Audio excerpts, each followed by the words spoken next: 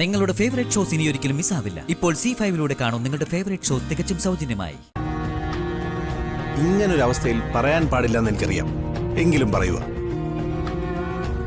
ഇത്രയും നാൾ നീ ഇവിടെ എങ്ങനെ ജീവിച്ചു എന്ന് നിനക്കും ഞങ്ങൾക്കും അറിയാം. പുറത്തു പറയാൻ പറ്റാത്ത ധാരാളം സംഭവങ്ങൾ നീ ആയിട്ട് ഉണ്ടാക്കി വച്ചിട്ടുണ്ട്. ഇപ്പോ നിനക്ക് സംഭവിച്ച ഈ അപകടം വരെ അതിന്റെയൊക്കെ പകരമായിട്ട് കിട്ടിയതാ.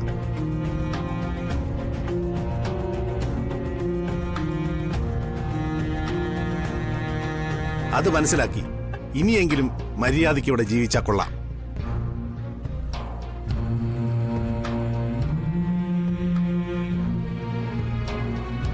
അതല്ല, നിന്റെ പഴയ പകയും വിദ്വേഷം കൊണ്ട് നീ ഇവിടെ ജീവിക്കാനാണെങ്കിൽ നീ ബുദ്ധിമുട്ടും, വല്ലാതെ ബുദ്ധിമുട്ടും.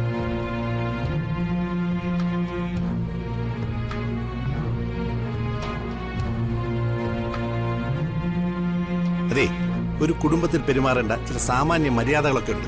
അറിയില്ലെങ്കിൽ ദേ അർച്ചനോട് ചോദിച്ചാൽ മതി, അർച്ചന പറഞ്ഞുതരും. എടുത്തി ഓരോന്നും പഠിപ്പിക്കാൻ ഞാൻ ആളല്ല.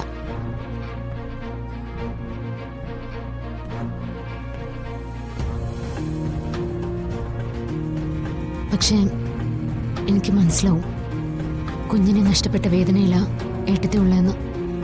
അതെനിക്ക് നല്ലപോലെ മനസ്സിലാവും. എങ്ങനെ മനസ്സിലാവും?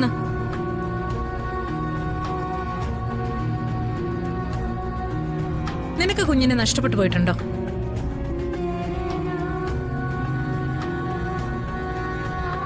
മനസ്സിലാവില്ല. വേറെ ആർക്ക് മനസ്സിലായി എന്ന് പറഞ്ഞാലും നിനക്കത് മനസ്സിലാവില്ല അർച്ചന. ഇനി നിനക്കതിനുള്ള വിധിയുണ്ടോന്ന് പോലും എനിക്കറിയില്ല. അങ്ങനെ ഉണ്ടാവുകയാണെങ്കിൽ അന്ന് ഞാനത് ചവിട്ടി കലക്കും.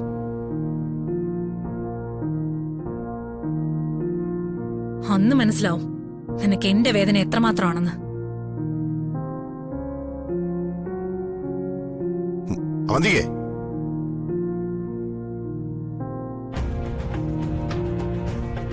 നന്ദേട്ടൻ എന്നോട് ദേഷ്യപ്പെടണ്ട.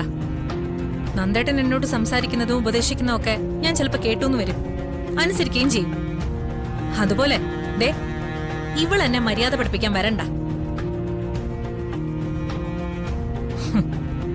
എന്റെ വേദന അവക്ക് മനസ്സിലാവും പോലും. അങ്ങനെ മനസ്സിലാവുമെങ്കിൽ നീ എന്തിനാ നിന്റെ അനിയത്തെ കൊണ്ട് എന്നെ തള്ളിയിടിപ്പിച്ചത്?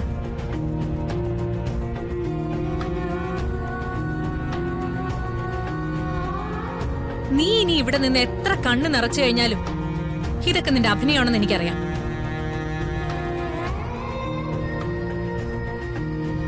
ഞാനിപ്പോ അകത്ത് ചെന്ന് ഇതൊക്കെ അച്ഛനോട് പറഞ്ഞാലുണ്ടല്ലോ, ഗർഭിണിയായ നിന്റെ അനിയത്തെ അച്ഛൻ തന്നെ നടതള്ളു.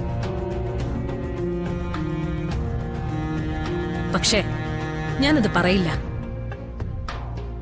കാരണം എന്നോട് അവള് കാണിച്ച ക്രൂരതയ്ക്ക് ഈശ്വരൻ തന്നെ പകരം കൊടുത്തോളും. അത് കാണാൻ തന്നെയാ ഞാൻ ഈ വീട്ടിൽ കാത്തിരിക്കുന്നത്.